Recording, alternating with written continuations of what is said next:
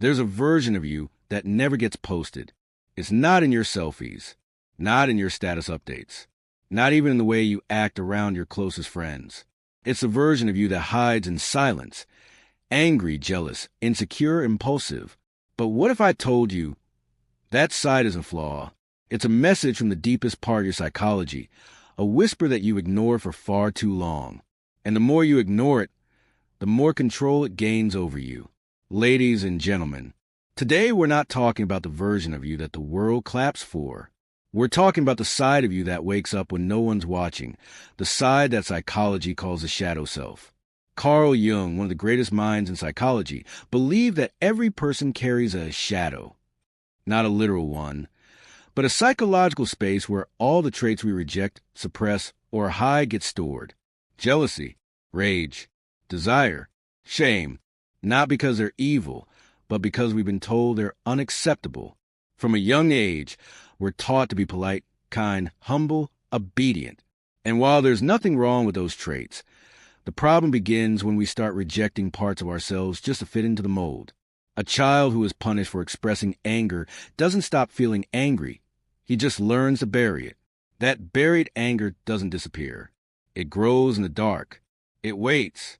And then one day it comes out in a breakdown, an outburst, a moment of silence that hurts louder than words. The shadow self isn't just about negative emotions. It's also about potential. Talents you were too scared to show, boundaries you never learned to set, truths you were never allowed to speak. And every time you abandon a piece of yourself for the sake of approval, that piece goes into the shadow. But here's the twist. What you hide doesn't go away. It shows up in your relationships, your habits, your inner voice. Ever found yourself lashing out over something small? Feeling irrational hate towards someone who reminds you of something in yourself? That's your shadow whispering. See me, acknowledge me, integrate me. The danger of ignoring your shadow is not just personal, it's collective.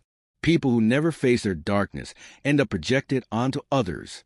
They become judgmental, hostile, or hypocritical. They fight external wars because they've lost their internal one. History is full of such patterns. Entire nations projecting their insecurities onto outsiders. Leaders destroying others in a desperate attempt to silence their own inner chaos. So how do we change this? Not by pretending we're perfect. Not by pretending we don't have flaws. But by practicing radical self-honesty. When you feel envy, name it. When you feel rage, explore it. Not to justify bad behavior, but to understand the wound behind it. You see, your shadow isn't your enemy. It's your teacher. It holds the lessons you were never allowed to learn. And when you face it, not with shame but with curiosity, you begin to reclaim your wholeness. Facing your shadow doesn't mean becoming dark. It means becoming complete. Because light without shadow is blinding, and shadow without light is terrifying. But when you bring both together, you gain depth, humanity, authenticity. This isn't just philosophical. It's deeply psychological. Studies in behavioral psychology have shown that repression of emotions, especially anger and shame, leads to higher rates of anxiety, depression, and even chronic illness. When people deny their inner conflict, it leaks through their behavior. Passive aggression, toxic patterns, addictions, emotional numbness. All of this is a shadow's way of screaming. Feel me, face me, heal me.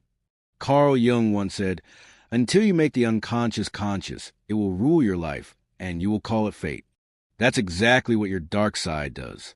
It rules your choices from behind the scenes. It writes your story in the background. And if you don't become aware of it, you'll keep wondering why the same patterns repeat, why the same pain returns, and why no amount of success feels like enough. But if you choose awareness, if you choose to sit with your discomfort, if you choose to meet the darkest part of you with light, then everything begins to shift. Ladies and gentlemen, the dark side of you is not a curse. It is a compass. It points toward the parts of you that need love, not rejection. Healing, not hiding. The bravest thing you can ever do is not to become someone else, but to meet every version of yourself and finally say, "I see you. I'm listening now." And in that moment, the darkness begins to lose its power because it is no longer your master. It has become your mirror. It's easy to point fingers at people who make mistakes, to label them as toxic, selfish, or even evil. But human behavior is rarely that black and white. The truth is far more uncomfortable. Even the kindest people carry the potential to cause harm, not because they are bad, but because they are human. And human nature is complex, layered, and often driven by things we don't consciously understand. Psychology tells us that behavior isn't always a direct reflection of a person's morals or values. Sometimes it's a reaction, a defense mechanism in motion. A person who cheats might not be heartless, but emotionally neglected. Someone who lashes out might not be cruel, but overwhelmed. What we label as bad behavior is often the final visible stage of something that's been bubbling underneath for years. Suppressed emotions, unhealed wounds, unresolved conflict. The field of behavioral psychology explains this through the lens of cognitive dissonance.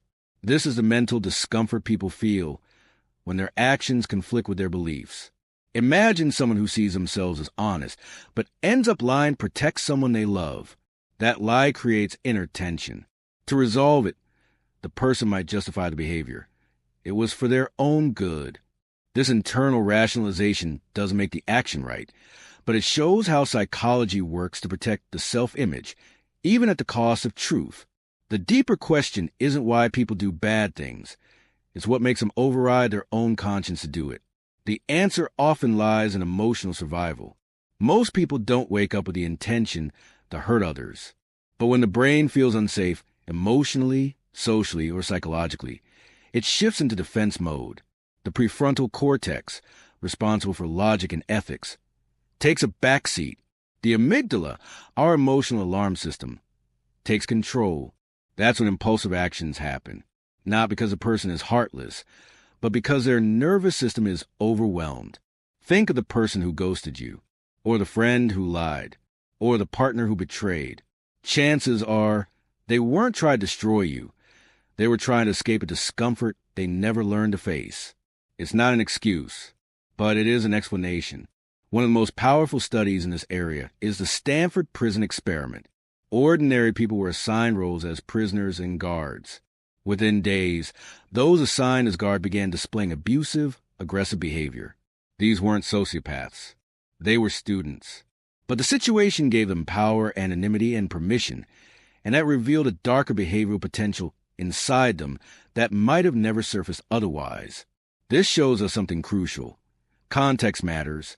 People change when pressure, fear, ego, or vulnerability enter the picture. And even people with good intentions can make harmful choices if they feel backed into a corner, emotionally or psychologically. We all carry duality within us. The part that wants to be kind and the part that snaps when we're tired. The part that wants to be honest and the part that lies to avoid conflict. We are not one fixed identity. We are shifting, responding, adapting beings. Influenced by inner states we barely understand and outer environments we can't always control.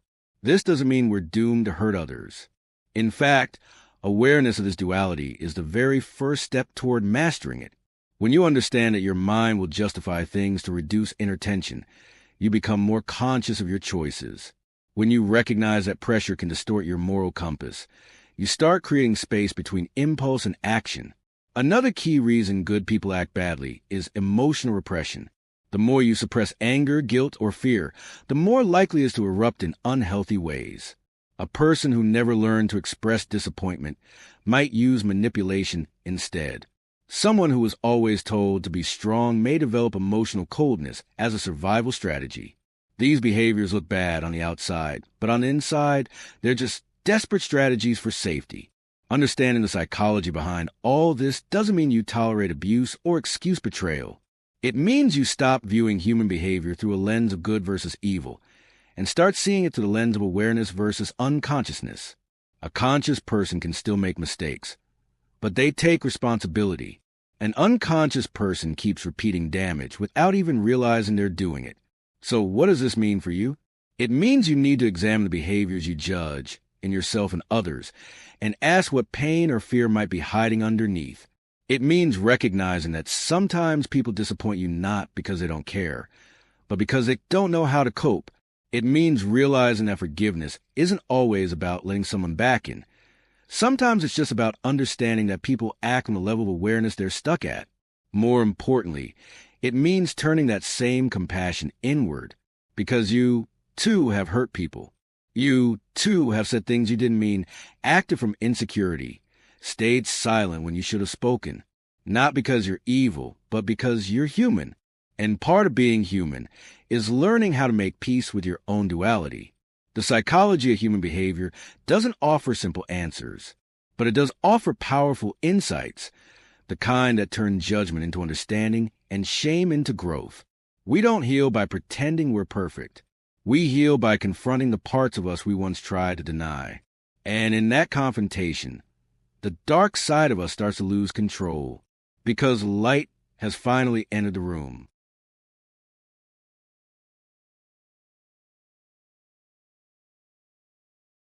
The human mind is astonishingly complex, wired to protect, preserve, and adapt in ways that often go unnoticed.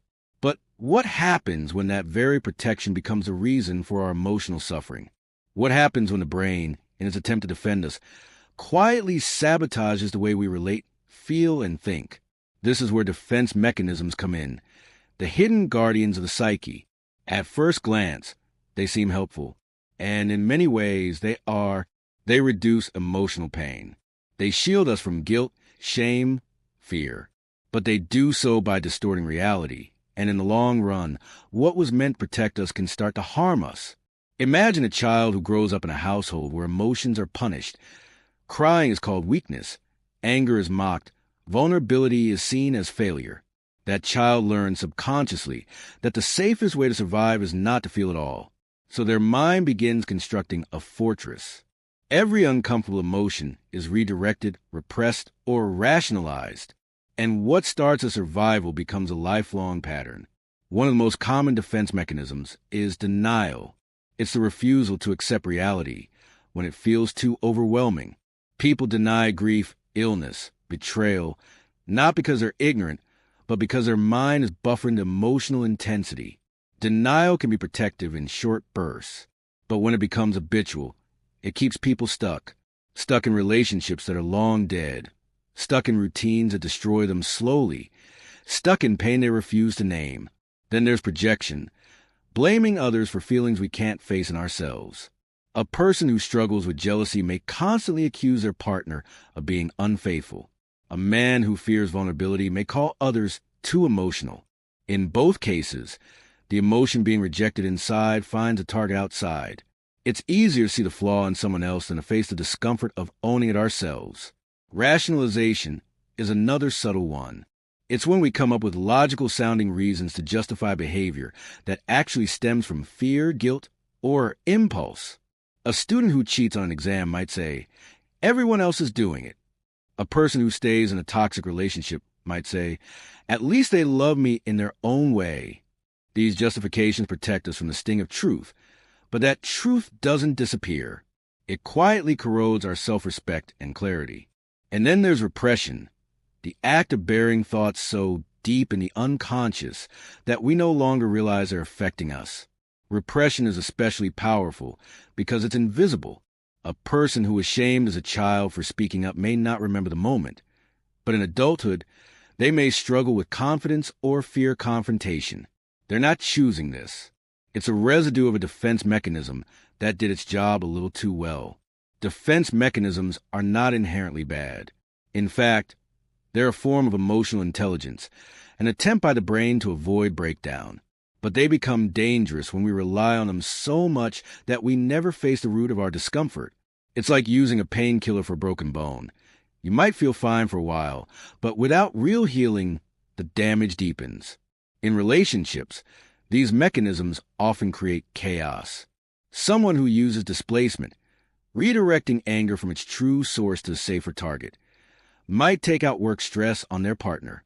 Someone who uses regression, return to childlike behaviors, might shut down, become passive-aggressive, or emotionally withdraw during conflict.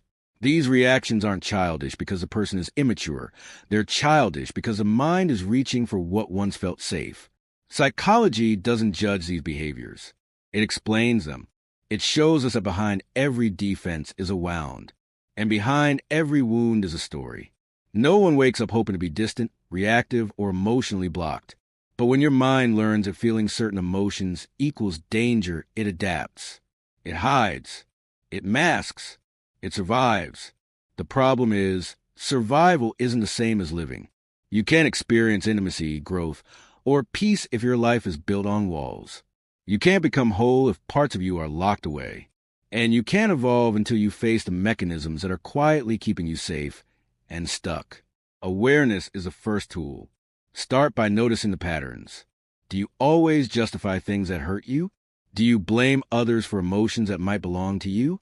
Do you disconnect from situations that require emotional presence? Once you notice, the next step is courage. The courage to stay with discomfort instead of avoiding it. That's where transformation happens. When you stop deflecting your pain and begin exploring it, the mechanism loses its grip. The mind no longer needs to protect you from a truth you're finally ready to face. And then comes responsibility. When you understand how your defenses affect others, how denial blocks connection, how projection creates distance, how rationalization feeds self-deception, you begin to take ownership. That ownership doesn't mean shame. It means maturity. It means saying, I see what I've been doing, and I choose to grow beyond it. The dark side of human behavior isn't just about explosive anger or harmful choices. Sometimes it's hidden in these quiet, automatic defenses that slowly steal our ability to connect, evolve, and feel deeply. But when you understand them, not judge them, you begin to reclaim power over your inner world. Because a mind that once protected you through illusion can also lead you toward truth if you let it. There are parts of your behavior you don't even realize were shaped by wounds you never chose.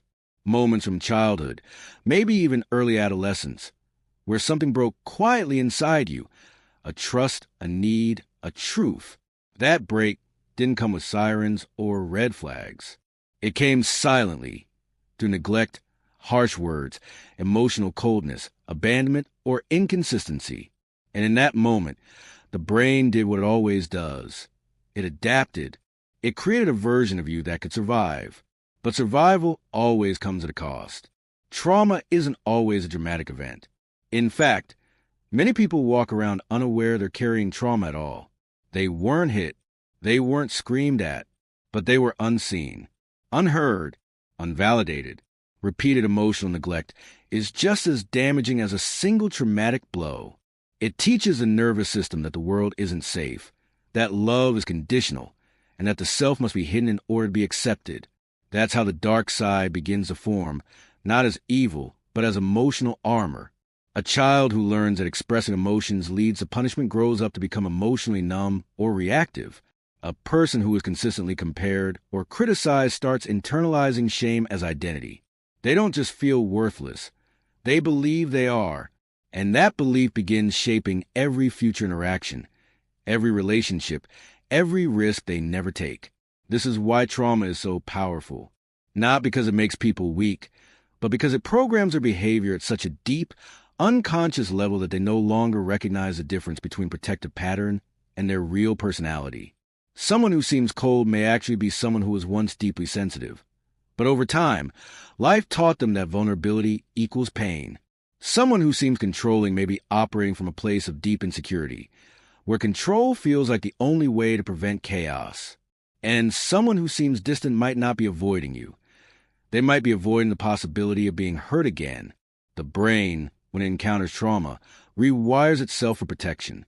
The amygdala becomes more reactive, scanning constantly for threat. The prefrontal cortex, the rational, logical part of the brain, gets bypassed. This means that even small triggers can result in outsized emotional responses. It's not the present moment that's being reacted to. It's the past moment that still lives inside the body. And the most tragic part? Most people don't even know it's happening. They think they're just too sensitive or too angry or too cold. They label themselves, shame themselves, and wonder why nothing ever feels safe or peaceful for long. What they don't realize is that their nervous system is still stuck in survival. Not because they're weak, but because no one ever taught them how to feel safe without hiding their truth. Trauma teaches us to disconnect, not just from people, but from ourselves. We start avoiding the very emotions that need to be felt in order to heal. Anger gets bottled up. Grief gets shoved down. Neediness gets masked with pride. But emotions don't die. They wait. And the longer they're unfelt, the louder they become, not through words, but through behaviors that confuse even the person doing them. You start sabotaging good things. You push away people who love you. You reject opportunities that feel too good to be true. And all the while, you tell yourself that this is just who you are. But it's not. It's who you became in response to pain that went unnamed. The dark side of human behavior, the lying, the betrayal, the outbursts, the cold attachment, so often stems from unresolved trauma. It's not an excuse, but it is an explanation. And explanations are where understanding begins. When we start recognizing the trauma beneath the reaction, we stop taking everything so personally, both in ourselves and others. We begin to ask better questions. Not what's wrong with me, but what happened to me? Not why is he so distant, but what is he protecting himself from? And from there, healing becomes possible. But healing doesn't begin with forcing yourself to be better. It begins with safety, with creating an internal and external environment where your nervous system doesn't feel under threat. That's why therapy, journaling, self-awareness, and even conscious breathing are so powerful. They aren't quick fixes. They're tools that slowly teach your body that it's safe to feel what you've never felt. It's also why compassion matters, because the people who seem the most difficult are often the ones who've never been given a safe space to be soft.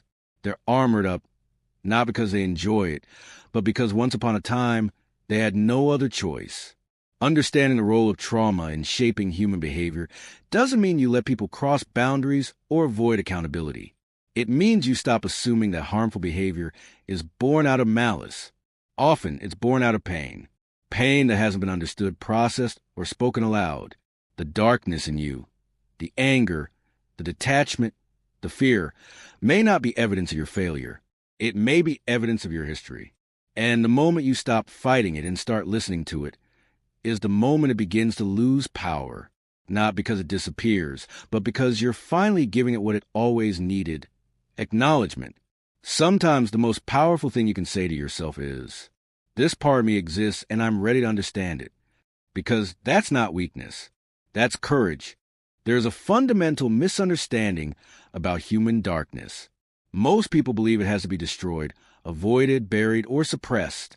They think if they ignore their jealousy, deny their anger, silence their fear, and fake their joy, then somehow they will become the best version of themselves. But the truth is far more uncomfortable and far more liberating. You don't overcome the darkness by pretending it doesn't exist. You overcome it by learning how to live with it, consciously. Integration isn't about becoming your flaws. It's about owning them. When you integrate your darker aspects, you stop letting them control you from the shadows. Instead of erupting in moments of panic or pain, they become manageable, understandable. You begin to respond to life, not just react to it. It begins with awareness, the simple yet terrifying act of looking inward and saying, "Yes, this is a part of me." Most people avoid this step because they associate self-awareness with judgment. But real awareness doesn't come with punishment. It comes with presence. When you become aware of your patterns, your triggers, your defense mechanisms, your emotional spirals, you no longer fear them. You begin to understand them. But here's what makes this process so difficult. Society doesn't teach us how to hold space for our darkness. It teaches us to mask it, to cover sadness with a smile, to replace fear with confidence, to suppress anger with silence. Over time, this becomes internalized. You start editing yourself for the world, then for your relationships, and eventually, even for yourself. Until one day, you're a stranger to your own truth. The result? Emotional leakage. Suppressed feelings find their way out, not through words, but through actions. Passive aggression, sudden mood swings, self-sabotage. You say you're fine, but you push people away. You say you're in control, but your habits tell another story. That's what happens when denial replaces awareness. The darkness gains power because it's acting without permission. The only way to shift this is through emotional integration, not suppression, not escape, presence. This means becoming honest about your envy without letting it become bitterness, acknowledging your fear without letting it paralyze you, accepting your anger without letting it consume you. It means seeing yourself fully, not as good or bad, but as whole. Integration is also deeply connected to responsibility. Once you become aware of your darkness, you can no longer blame others for your reactions. You can no longer say, "That's just how I am," or "They made me do it." You begin to recognize that your behavior is a choice, and when your behavior is being driven by unexamined pain, it's your job to face it, not dump it onto someone else.